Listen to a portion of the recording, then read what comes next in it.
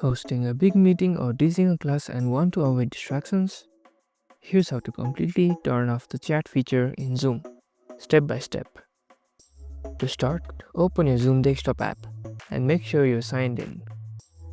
Now go to your web browser and visit zoom.us.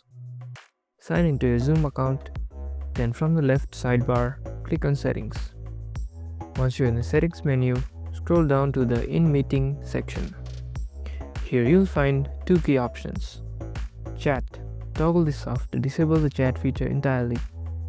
And if you want to go further, also turn off the private chat, so participants can't message each other privately either. Now during a meeting, if you're not the host and forgot to disable chat beforehand, no worries. Just click participants in the Zoom toolbar and hit more in the bottom corner and select disable chat for all participants or restrict it to host only. And that's it. Your Zoom room is now distraction free. Perfect for webinars, classrooms or focused team calls. If this helped you take control of your meeting, hit the like button and subscribe for more clear Zoom how-tos.